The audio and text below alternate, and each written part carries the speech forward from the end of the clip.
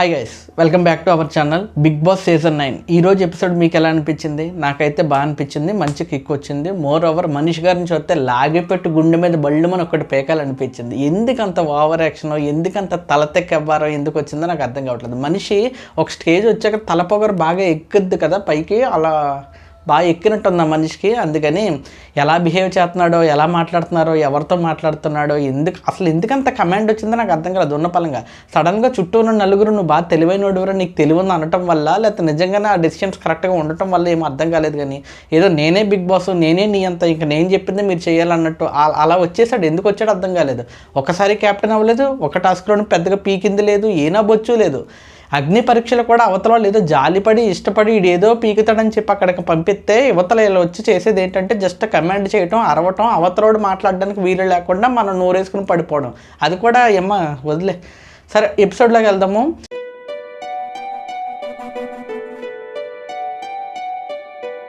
Episode start అవడంతోనే Bharani garu వీళ్ళందరూ మాట్లాడుకుంటున్నారనమాట. నిన్న మనం మాట్లాడుకున్నది బయటికి వెళ్ళింది, అది ఎలా వెళ్ళిందో అర్థం కావట్లేదు. ఎవరి కాళ్ళు ఇండివిజువల్ గేమ్ ఆడదాం ఈ రోజు నుంచి, ఎవరు ఏమనుకోకండి, ఎందుకంటే మనలో మనకే సఖ్యత లేదు అని చెప్పని అన్నారు. అలాగే ప్యారలల్గా అక్కడ కూడా సేమ్ అలాంటి సిచ్యువేషన్స్ జరుగుతున్నాయి. అక్కడ కూడా అంతే, కొద్దిగా సుమన్ శెట్టి గారు ఫైర్ అవ్వడానికి ట్రై చేశారు. కామెడీయా సీరియస్ అర్థం కాలేదు, కైండ్ ఆఫ్ సీరియస్సే, బట్ కొద్దిగా వర్కౌట్ అయింది. తనుజ గారు ఎందుకు ఎగ్గ విషయంలో బయట పడలేకపోయారు అన్నట్టు సృష్టి గారు వీళ్ళందరూ అడగటం జరుగుతుంది. ఇంకో పక్కన ప్యారలల్గా ఏంటంటే మనీష్ గారు అండ్ ప్రియా గారు గొడవ పడుతున్నారు అనమాట. మనీష్ కొన్ని నచ్చట్లేదు, అబ్బా నాకు ఎందుకు చాలా చిరాగ్గా అనిపిస్తుంది, అసలు ఎందుకు తీసుకున్నారా బాబీ అన్న ఫీలింగ్ వస్తుంది. ఎనీహో, నేను ఇలా సింగులర్గా మాట్లాడుతున్నాను తప్పు అనుకోకండి. బేసిక్గా బిగ్ బాస్ చూసేటప్పుడు మనం ఎలా అయితే చూస్తామో టీవీలో వాడలా వీడెలా అని చెప్పి నేను అలానే మాట్లాడతాను. నాకు అలాగే వచ్చి నేను అలాగే చూస్తున్నాను తప్ప, దట్ డజంట్ మీన్ దట్ వాళ్ళకి నాకు తెలుసని కాదు, వాళ్ళకి రెస్పెక్ట్ ఇవ్వకూడదని కాదు. నేను ఎలా చూస్తున్నానో అలానే మాట్లాడాలనుకుంటాను, అదే నా యూనిక్నెస్ అని నేను అనుకుంటున్నాను. So coming back to the point, Manish గారు మాట్లాడుతున్నారు అనమాట ప్రియా గారితో. మీరు పిలుచుకున్నారు కదా, మీరు చేశారు కదా, కాబట్టి మీరే చేసుకోండి, మీరే పెట్టుకున్నారు, ఇక్కడ నుంచి నా లెక్క నేను ఉంటాను, నేను నమ్మిందే అవుతుంది ఏదో అంటారు. తాను పట్టిన కుందేలకి 4 కాళ్ళు సార్ 3 కాళ్ళు ఈ టైప్ ఏదో అంటారు కదా, ఆ సామెతకి ఎదురొచ్చాడనమాట ఈ మనిషి. చెత్త, ఎందుకు waste. So next soldier Pawan గారు అందరినీ, ఇంట్లో వాళ్ళందరినీ వరుసగా కూర్చోబెట్టి చెప్పాడనమాట, సంజన గారికి 2 days పాటు ఇంట్లోకి అలో లేదు, ఎందుకంటే ఇలా జరుగుతున్నాయి కాబట్టి. ఆవిడ అలా దొంగతనం చేయటం, ఆ ఎగ్గ తినటం, ఈ టైప్ కొద్దిగా జరిగాయి కాబట్టి ఇంకా చిరాకు వచ్చి సంజన గారిని 2 రోజులు అలౌ చేయలేదు. అలాగే బ్యాటరీస్ మార్చుకోవడానికి రోజుకు 3 సార్లు వస్తారు కదా, ఆ 3 సార్లు అప్పుడే భోజనం కానీ ఏదైనా చేసుకోండి. సంజన గారికి మీరు భోజనం తీసుకెళ్తారో లేకపోతే ఏమో తెలియదు, కానీ ఆవిడకి మాత్రం లోపలికి ఎంట్రీ లేదని చెప్పి క్లియర్ కట్గా చెప్పేశాడు. ఇక్కడితో అయిపోయింది. సో అందరూ పడుకుని పోయారు. నెక్స్ట్ డే మార్నింగ్ సాంగ్ వచ్చింది, తార్మార్ తక్కర్మార్ అని చెప్పి. బేసిక్గా బిగ్ బాస్కి వెళ్ళాక అందరికీ తెలుసు, మార్నింగ్ ఏదైతే సాంగ్ ఉంటుందో ఆ సాంగ్ని బేస్ చేసుకుని ఏదో ఒక థీమ్ ఉంటుంది ఆ రోజు. సో తార్మార్ తక్కర్మార్, ఇలా ఉన్న సిచ్యువేషన్స్ ఇలా మారిపోతాయి అనమాట. అలా ఉంటుంది ఆ సాంగ్తో ఒక్కొక్కసారి. సో సాంగ్ పడింది, సాంగ్ అందరూ డ్యాన్స్ వేసేసారు. కట్ చేస్తే ఇంట్లో దొంగతనాలు స్టార్ట్ అయినాయి. హరీష్ గారికి ఆశా గారు ఏదో ఐలైనర్ టైప్ ఏదో ఇచ్చారంట, ఆ పెన్సిల్ది, అది పోయింది. మన సుమన్ శెట్టి గారి సిగరెట్స్ ఉండవి, ఆ సిగరెట్స్ కూడా పోయాయి. ఎవరో దొంగతనం చేశారని చెప్పి ఇల్లంతా ఎత్తుగారు, మొత్తం కుదరలేదు. ఆబ్వియస్లీ సంజన గారే తీస్తారు. సో సంజన గారే తీశారు, అది ఆ విషయం ఆవిడ బయట పడట్లేదు. ఇది కూడా ఇంకో కొత్త కంటెంట్ అవుతుంది. నెగిటివ్గా అయినా సరే కొత్త కంటెంట్ ఇవ్వడానికే సంజన గారు ఉన్నారు. అండ్ నేను నా మాటను వెనక్కి తీసుకుంటున్నాను. నేను చెప్పాను కదా, ఈ వారం ఖచ్చితంగా ఆవిడే ఎలిమినేట్ అయిపోద్దని. ఈ 2 రోజులు చేసిన పెంట ఇంతకుముందు బిగ్ బాస్లో ఎవడో చేయలేదు, వచ్చిన ఫస్ట్ నుంచే ఎవడో చేయలేదు, ఈవిడ చేసింది.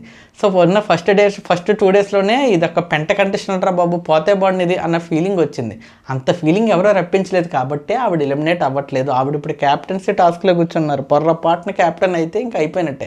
నాకు తెలిసి ఆవిడ మాత్రం అవ్వదు. సుమన్ శెట్టి ఫ్యాన్స్ ఎవరైతే ఉన్నారో, సుమన్ శెట్టి గారి ఫ్యాన్స్, ఆయన ఓటేసుకోండి, ఎందుకంటే లీస్ట్లో ఆయనే ఉంటాడు ఆబ్వియస్లీ. సో ఓట్లు వేసుకోవడానికి స్టార్ట్ చేయండి. సో అంతే, ఇంకా సంజన గారు అయితే అవ్వరో, ఇలా పంపరు కూడా. ఒకవేళ ఎలిమినేట్ అయిపోయినా కూడా ఈవిడ పోతే కంటెంట్ రాదు కాబట్టి ఈవిడని ఏదో విధంగా కూర్చోబెడతారు. ఫస్ట్ వీక్ కదా, ఎలిమినేషన్ ఉండదు, నో ఎలిమినేషన్ అని చెప్పినా పెద్ద ఆశ్చర్యపోనక్కర్లేదు.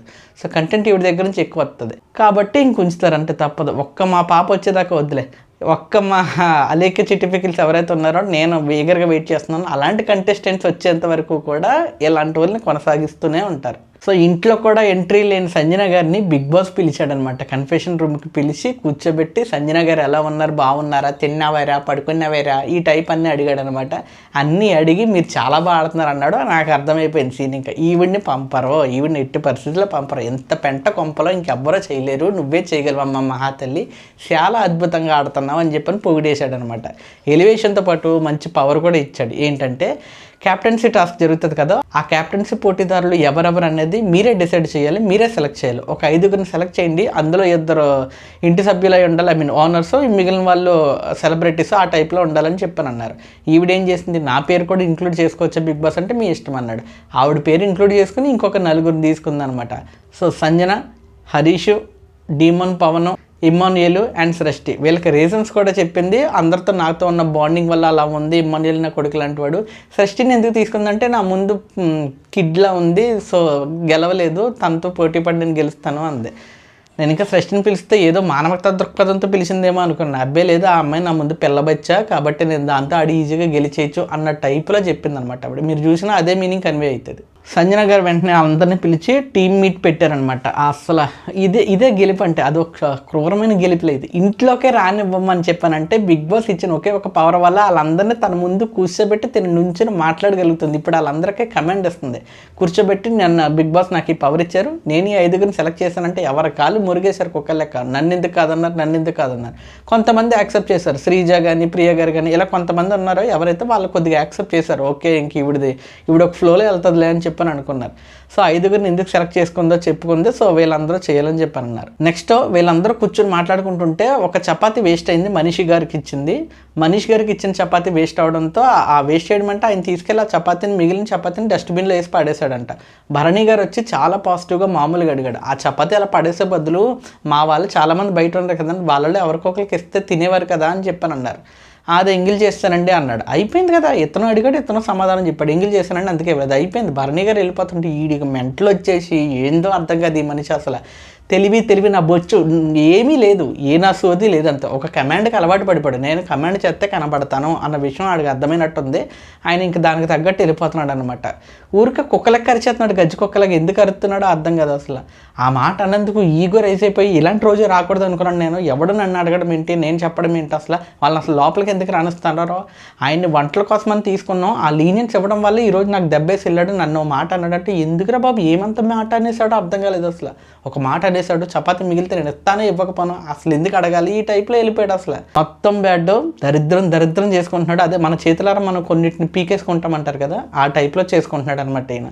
సో చెత్త దరిద్రం. శ్రీజ మధ్యలో మాట్లాడినప్పుడు ప్రియ గారు మాట్లాడుతుంటే, ఆవిడ మానిటర్ కదా వంటకి సంబంధించి, ప్రియ గారు మాట్లాడుతుంటే మాట్లాడినప్పుడు నీకు మానిటర్ అంటే అర్థం తెలుసుకో అంటాడు. ఇక మొత్తం ఈయనే చేసేసినట్టు మాట్లాడుతున్నాడు అనమాట. ఇక తెలివితేటలో MA PhD లాంటివి ఏమైనా ఉంటే అవన్నీ నువ్వు చేసేసావు కాబట్టి నువ్వు ఒక్కడే మాట్లాడడానికి అర్హుడు, మిగిలిన వాళ్ళందరూ కుక్కలతో సమానం, వాళ్ళు అరవడానికి తప్ప నీ ముందు మాట్లాడడానికి పనికిరారు అన్నట్టు డీల్ చేశాడు. చాలా వరస్ట్ బిహేవియర్, చాలా దరిద్రంగా బిహేవ్ చేశాడు.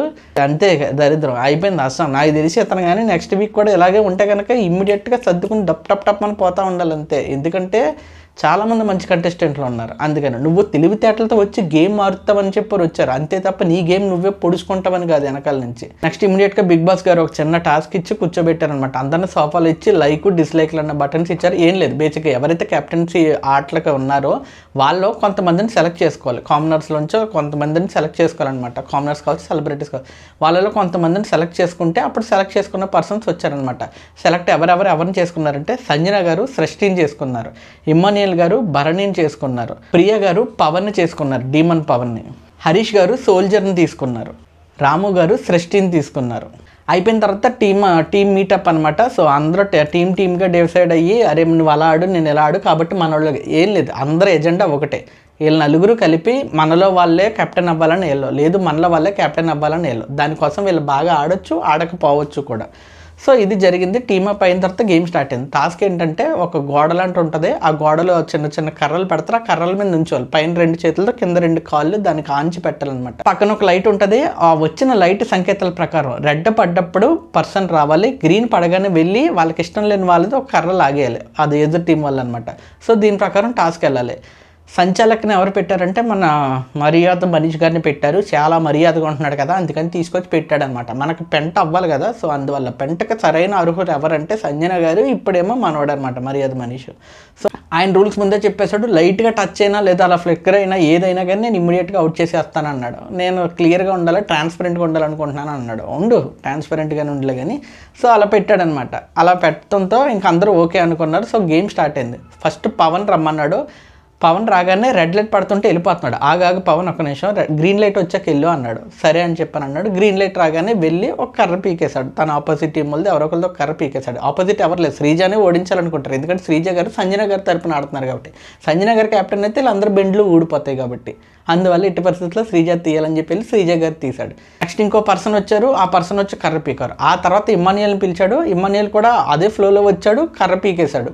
వెళ్ళిపోతున్నాడు. కర్ర పీకేసి ప్రియా గారితో వెళ్ళిపోతుంటే ఇమీడియట్గా మనోడు వచ్చి మర్యాద మనీష్ గారు వచ్చి గ్రీన్ లైట్ రాకుండానే పీకేసావేంటి, నో అని చెప్పి మీరు ఎలిమినేట్ అండి అన్నాడు. అసలు ఫ్యూజులు ఎగిరిపోయి ఎవరికేం అర్థం కాలేదు. అసలు నేను ఎందుకు ఎలిమినేట్ అవుతానండి, ఒక మాట చెప్పొచ్చు కదా, సంచాలక్ మీరు కదా, రెడ్ లైట్ ఆగింది, ఇప్పుడు నన్ను పిలిచారు, నేను ఎవరి కర్రలు ఆగితే నా టీమ్మేట్ గెలుస్తానని చెప్పి అనుకుంటాను, కానీ నేను లైట్ పడిందా లేదా నేను ఎందుకు చూసుకుంటాను, ఒకవేళ చూసుకోలేదనుకో ఎర్రర్ అని చెప్పి ఒకసారి ఛాన్స్ ఇవ్వచ్చు కదా అని. లేదు మీరు తీసేసారు, మీరు ఎలిమినేట్ అంటాడు.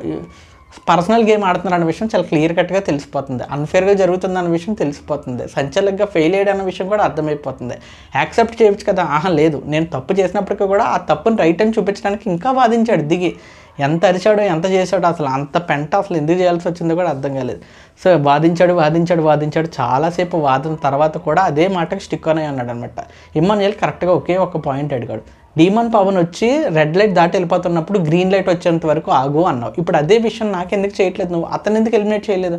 అతను ఎలిమినేట్ చేస్తే నేను కూడా ఎలిమినేట్ అంటే ఓకే, ఆయనకు ఛాన్స్ ఇచ్చి నాకు ఛాన్స్ ఇవ్వకపోవడం ఏంటి? అంటే మీలో ఒక్కరిని చెయ్యాలి అని చెప్పని మాట్లాడుకున్న వాళ్ళలో సంచాలక్గా నువ్వు ఇది కూడా చేస్తున్నావా అని చెప్పండి. క్లియర్గా సంచాలక్ ఫెయిల్, కంటెస్టెంట్గానే ఫెయిల్, దరిద్రంలే, కానీ అతను కూడా ఫెయిల్ అనమాట. సో ఎంత చెప్పినా వినలేదు. చాలా గంటలు అయిపోయింది. అన్ని గంటలు డిస్కషన్లకే పాపం వాళ్ళ వెనకాల నుంచి చచ్చి ఉంటారు. ఇంత పెద్ద డిస్కషన్ పెంట అవుతుంటే వాళ్ళ కర్రల మీద వేలాడుతున్నారు. వాళ్ళు ఎంతసేపు అని ఉంటారు, బిగ్ బాస్ కూడా వెళ్ళే కావాలి కాబట్టి వాళ్ళు అలా కూర్చుని అనమాట. ఈ పెంట అంతసేపటికే తేలేదు. మర్యాద మనీష్ గారు క్లియర్గా ఫౌల్ చేశారు, క్లియర్గా కావాలని మిస్టేక్ చేశారు, కావాలని ఆయన తప్పు అర్థమైనా కూడా అదే అంటున్నాడు. నాగార్జున గారికి చెప్పుకో, బిగ్ బాస్ గారికి చెప్పుకో, నామినేషన్స్లో పెట్టుకో, ఏదైనా చేసుకుంటున్నాడు. ఎందుకంటే రేపు అనే సీక్వెన్స్లు ఎలా అయినా ఉండని, మా అయితే మాటలు పడాలి, తిట్టాలి, చేతులు కట్టుకుని తలదించుకొని తిట్లు తింటాడు. కాకపోతే వాళ్ళ టీమ్మేట్లో ఒకరు కెప్టెన్ అవుతారు కదా, సో అది అందుకని ప్లస్ అవుతుంది అనమాట. అది క్లియర్గా ఉంది. అదే అంటున్నాడు అనమాట. మీరు ఏదైనా చేసుకోండి, నామినేట్ చేసుకోండి, బిగ్ బాస్ చెప్పుకోండి, నాగార్జున గారికి చెప్పుకోండి, ఎవరికైనా చెప్పుకోండి, నేను మాత్రం ఎలిమినేట్, మీరు ఎలిమినేట్ అంటే అంతే. ఇంకా వాళ్ళలో ఒకరు అవ్వాలని చెప్పి మనోడు ఆశపడుతున్నాడు అనమాట. అది క్లియర్ కట్గా తెలిసింది. గొడవ చాలాసేపు సాగింది. సో నెక్స్ట్ టైం అవుతుంది అనేది ఎవరికి తెలియదు, ఎందుకంటే ఇక్కడతో ఎపిసోడ్ ఎండ్.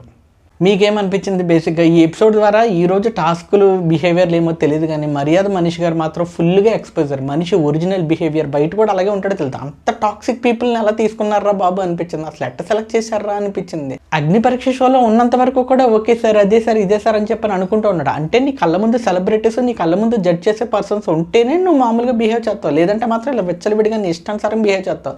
వాళ్ళు మన చేతికి తాడు కింద చివర వేలాడే కుక్కలు. నాకు అర్థం కాదు అసలు, ఎవడ మాట దేకవో, ఎవడ మాటని పట్టించుకోవు, నీ ఇష్టం వచ్చినట్టు బిహేవ్ చేస్తావు. నా ఇండివిజువల్ గేమ్ నేను ఆడతానంటే ఏముందు వచ్చి, నీ ఇండివిజువల్ గేమ్ ఏం లేదు, నువ్వు ఇండివిజువల్గా బిహేవ్ చేస్తున్నావు అంతే, అంతకుమించి నువ్వు గేమేం ఆడట్లేదు. సో మ్యాక్సిమం అందరూ ఇలానే ఆలోచిస్తారో. సో చూడాలి మరి మీకేమనిపించింది అనేది కూడా కామెంట్ చేయండి. ఎందుకంటే నాకు కోపం వచ్చింది కదా, లేకపోతే నాకు బాధ అనిపించింది కదా అని చెప్పి నేను రియాక్ట్ అయిపోతున్నానేమో తెలియదు కదా. సో నాకు తెలుసు నా వీడియోని చాలా తక్కువ మంది చూస్తారు. ఒకవేళ చూసిన వాళ్ళలో ఎవరికైనా మీకు కూడా ఇదే ఫీలింగ్ అనిపిస్తే కనుక దయచేసి కామెంట్ చేయండి. That's it for today. ఈ వీడియో మీకు నచ్చితే లైక్ చేయండి, మీ ఫ్రెండ్స్ అండ్ ఫ్యామిలీకి షేర్ చేయండి. మీకు ఏదైనా అనిపిస్తే కామెంట్ చేయండి. ఇలాంటి రివ్యూస్ డైలీ రావడానికి దయచేసి సబ్స్క్రైబ్ చేయండి. And this is Jay signing off from నౌడో టాక్స్. Thank you.